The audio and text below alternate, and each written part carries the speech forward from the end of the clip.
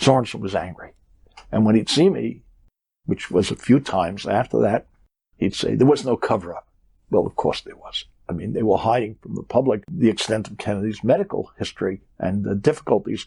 Because if people knew how many medical health problems Kennedy had, I don't think he ever would have been elected in 1960, however unfair that may be, because he acquitted himself brilliantly during the presidency. I set his medical records down alongside of the Cuban Missile Crisis with the tapes we had. There were no concessions to his medical difficulties during that crisis. Now, it was the medications that helped him, I think, get through it without stumbles.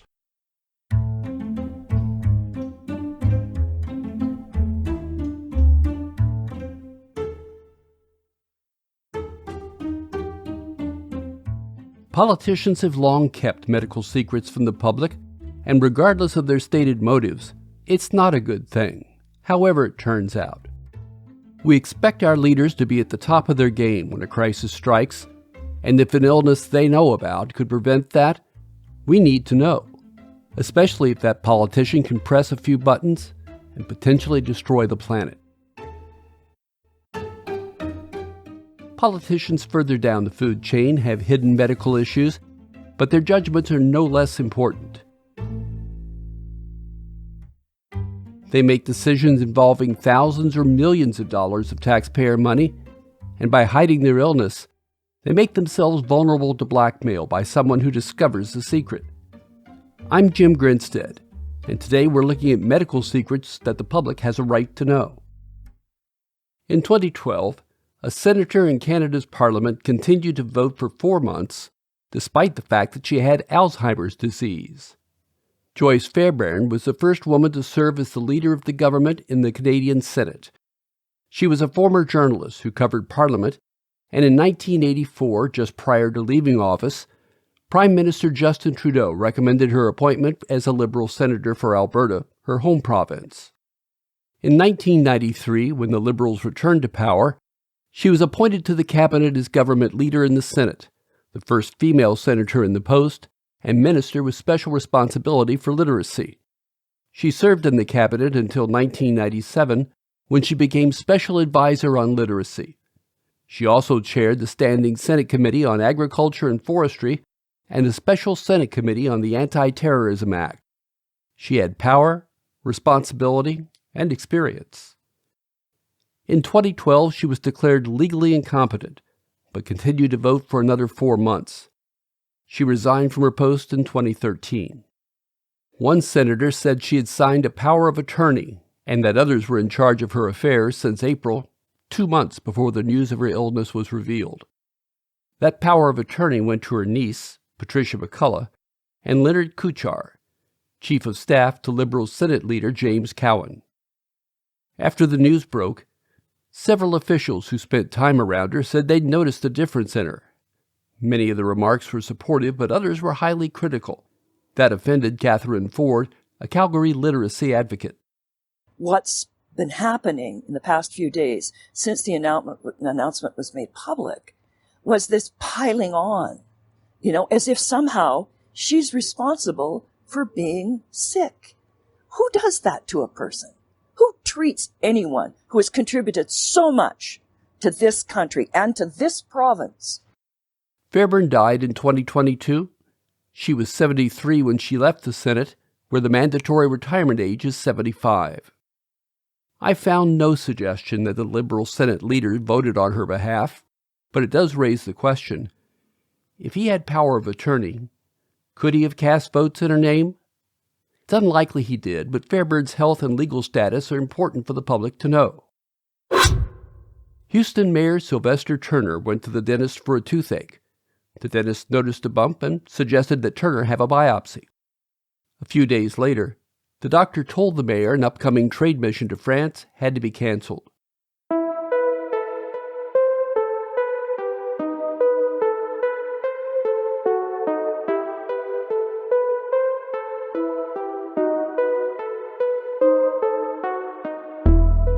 And I said, why? He said, well, you need to come and see me. And I said, look, I'll be back in 1 week. And just as soon as I get back, I will come and see you. And he said, no, you need to come and see me. And I said, Doc, I promise you. And it's just what I said, Doc, I promise you, just as soon as I got to go on this trade mission. And then he said, Sylvester, there will come a time when you'll put your health in front of everything else. And that's when it hit me. And I said, okay. He simply said, you need to come see me, and you shouldn't make this trip. In person, when I went in to see him, and he told me, that jarred me a little bit. Well, I wasn't expecting it. Let me put it that way. I put it this way. I knew something. If I'm saying I'll come back in 1 week, and you're telling me I don't think so, and then when you end it by saying there comes a time when you need to put yourself in front, at that, to be honest with you, at that moment, I kind of expected that. Yeah, this wasn't the root canal. So when I did go in, and he told me, it wasn't like I wasn't expecting it, but to hear it will still joy you. It will still, you kind of expect, but you're also expecting something less. That was Turner speaking with KHOU. Turner said when it came to talk to his family, he wasn't totally candid. But even then, I didn't tell them everything. I told them what I thought was enough. They kind of knew something. It was the first time that I was even going to a hospital in my life. So that was different. But I told them what I thought was enough. I had the toothache probably for about a month. About a month. Because maybe a little bit longer than that. But the Tylenol and ibuprofen was making it very manageable. Turner then asked his doctors what the next step would be.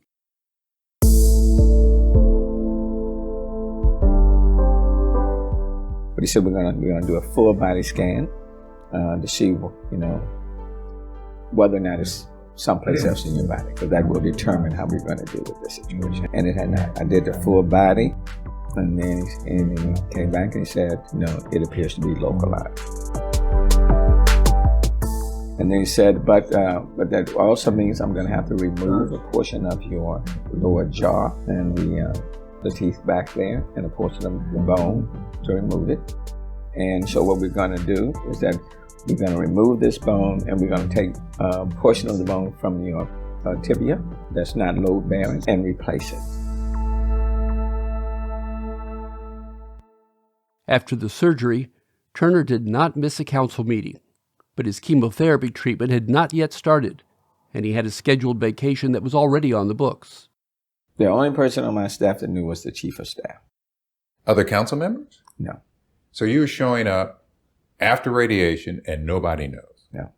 They knew what I said to them is that I had major oral surgery, and I had several of my teeth removed from the lower part of my jaw, which was true. And I came back with this mask on. They knew my side of my face was really swollen. They knew that. But other than I had major oral surgery, I didn't say anything. Now people may have been speculating, now there's got to be a little bit more going on with the mayor. And I would say, so my chief of staff knew, my family knew, of course the mayor's detail knew. But beyond that, that was it. Did you lose weight? I lost about 15 to 17 pounds. So why did you feel the need to not tell many people? Why did so few people know? Because, you still got a job to do, and I wanted people to do their jobs. I didn't need any people coming up and saying, Mayor, are you okay? That wouldn't have done me any good. People needed to focus on what they were doing like I was focusing on what I was doing. I was getting the best medical care possible. So I knew I was in good hands. Mentally speaking, I was in a good place, and I wanted to stay in that space. For Turner and Houston, things worked out well. But what if they hadn't? If Houston faced a major unexpected crisis, could the mayor have done his job while undergoing chemotherapy? Fortunately, we didn't have to find out. It almost seems like sacrilege to talk about JFK, John Fitzgerald Kennedy, a beloved president who died from the pull of a sniper's finger, but he was also a sick man, a very sick man, and those illnesses were known before he was elected. The public was never told. There's no question that Ted Sorensen was a keeper of the flame.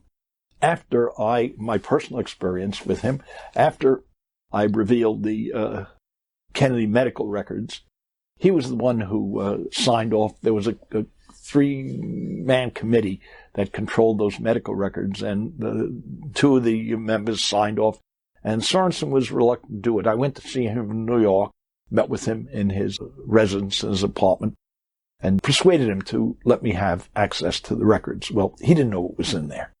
And when the records came out, the New York Times ran a front-page story about my findings. The Atlantic magazine published an article out of my book and on Kennedy's medical history. Sorensen was angry. And when he'd see me, which was a few times after that, he'd say, there was no cover-up.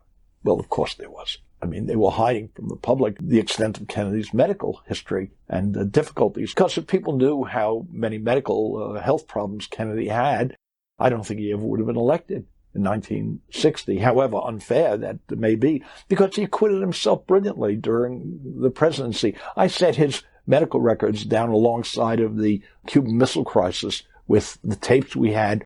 There were no concessions to his medical difficulties during that crisis. Now, it was the medications that helped him, I think, get through it without stumbles. That was Robert Dallek, author of Camelot's Court, Inside the Kennedy White House, during an interview on C-SPAN. Ted Sorensen was a Kennedy speechwriter. You say in this book that Ted Kennedy found out about his brother's, all of his health problems from your book. Well, not all of them, but I think because he knew that his brother had a medical history and had health problems. But yes, Ted did not know the full extent of his brother's health problems, and it's the measure of how much they hid it, how much the Joe Kennedy, Bobby Kennedy, the president himself, Jackie, they were the ones who knew, but it was largely hidden from the world.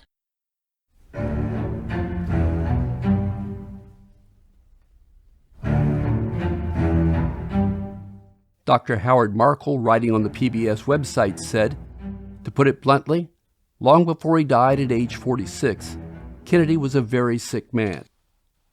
As a child, Kennedy nearly died from scarlet fever and also had serious digestive problems, most likely spastic colitis or irritable bowel syndrome, which plagued him for the rest of his life.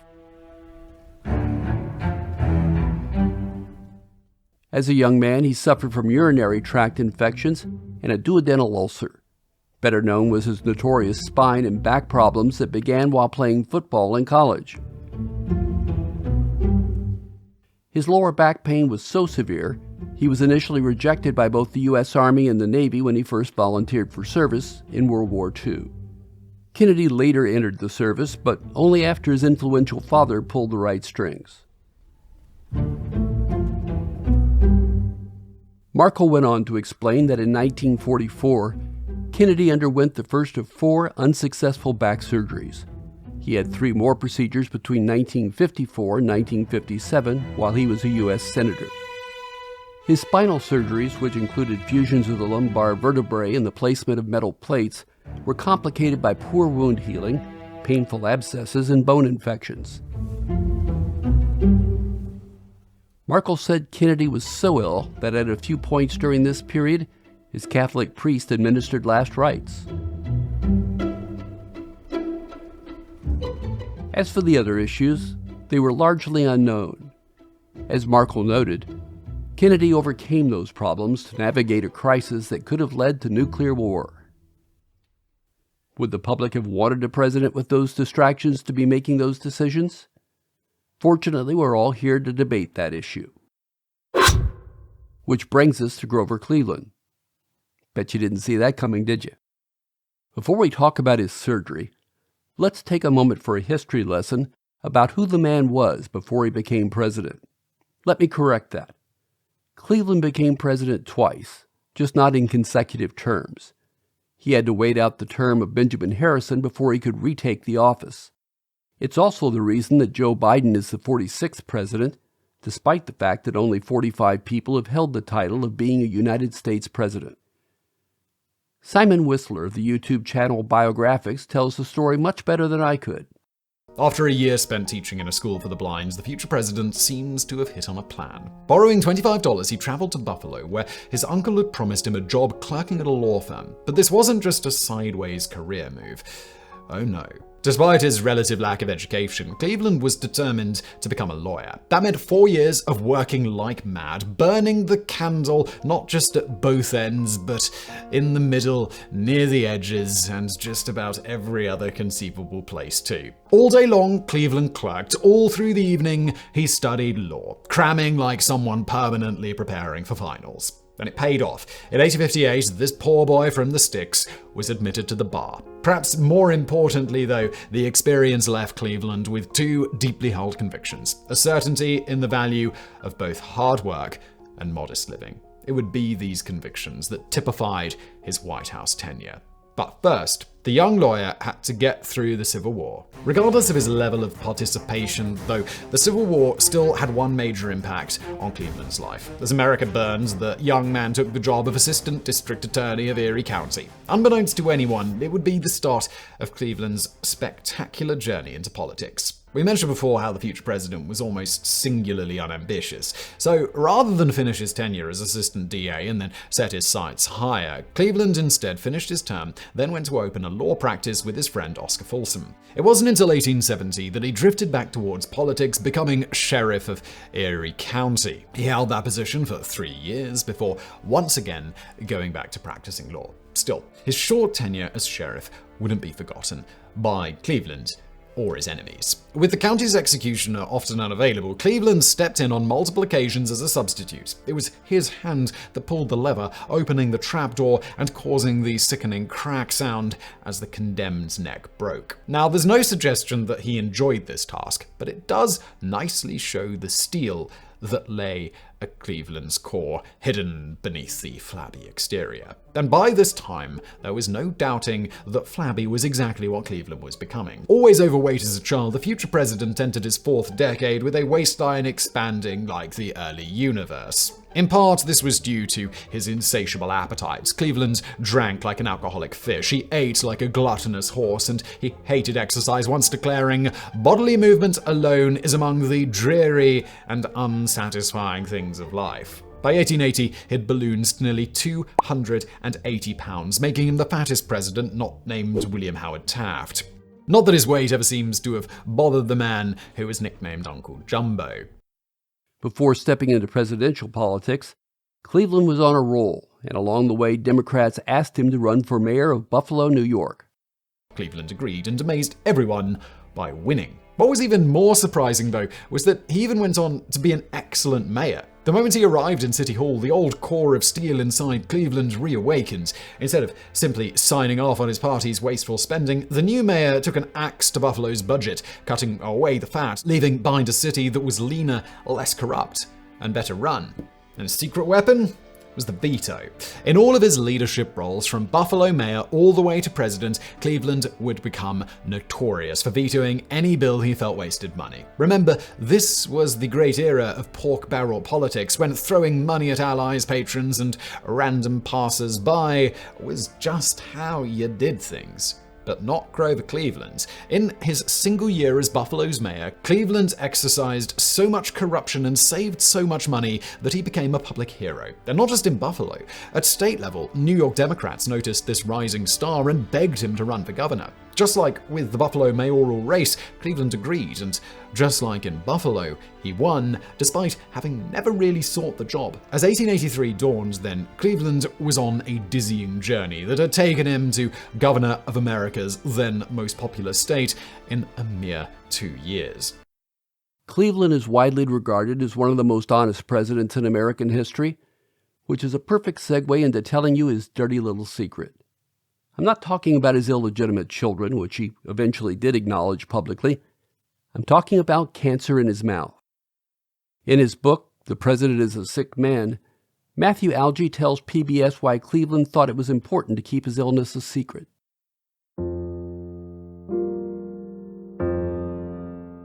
The summer of 1893 was a terrible period in America's economic history. There was a speculative bubble in 1893, and the bubble was railroads. The Reading Railroad went bankrupt shortly before Grover Cleveland took office, and by the end of the year, 119 railroads had gone bankrupt. The markets were crashing. Wall Street was in a panic, and Cleveland was afraid that if it came to be known he had cancer, which at that time was considered a death sentence, that the bottom would fall out of the markets and there would be utter financial chaos in the country. There was a stigma attached to cancer. The word itself was avoided. Newspapers called it the dread disease, or the disease that no doctor dare name. In fact, when Cleveland's doctor diagnosed him with this tumor in his mouth, the doctor just said, "It's a bad-looking tenant," and I would have it removed immediately. And this was another reason that Cleveland wanted to keep it secret, because there was this stigma attached to cancer in the 1890s. Cleveland was really kind of a private guy. So they came up with a plan so that Americans wouldn't know the president had cancer surgery? That plan was dreamed up by Cleveland himself, and it was to have this very delicate surgery on his jaw to be done at sea. He had a friend who owned a yacht, and they often went on fishing trips, so the cover story would be, I'm just going on a fishing trip.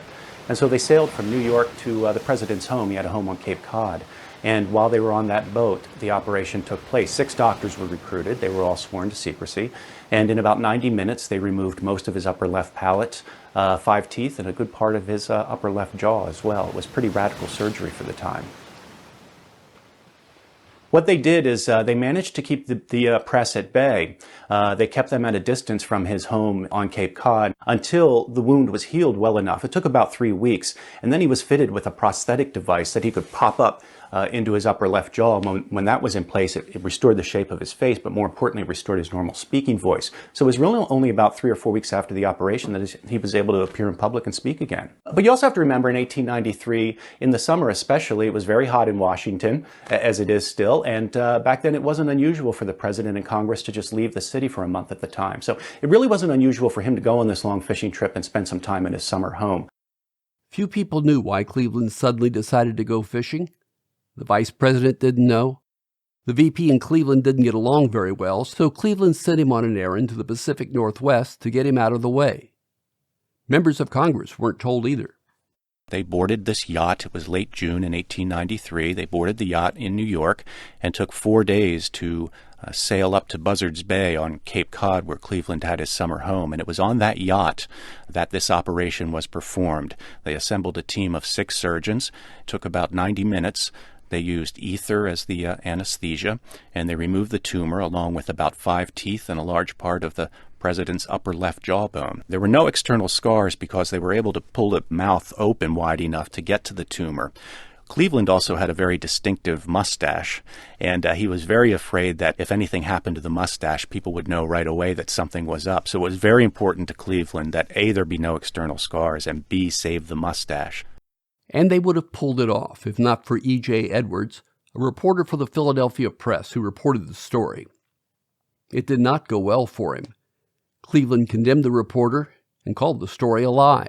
And so when this report came out, Cleveland simply dismissed it. His aide said he had suffered nothing worse than a toothache. And not only that, they not only denied the story, but the policy was to discredit the reporter. And so Cleveland's allies in the Democratic press really vilified this reporter. They called him a cancer faker, a disgrace to journalism, a panic monger, these sorts of things. And so in the end, the public believed the president. Cleveland's nickname was the Honest President. And it's almost as if he had all this political capital built up over the years, and he decided to spend it on this one big lie.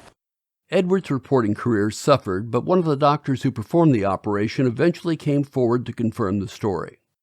This doctor, his name was Keene, he was from Philadelphia, decided to finally publish an account of the operation. He published it in the Saturday Evening Post, of all places, not a medical journal. And I think maybe the doctor wanted to brag a little bit because it had been such a successful operation. But he also did it to vindicate Edwards. And Edwards was still alive at that time, a man in his 70s, but he was very much gratified by this. And it was 24 long years that it took him to finally be vindicated, as Keene, the doctor, described it, as a truthful correspondent.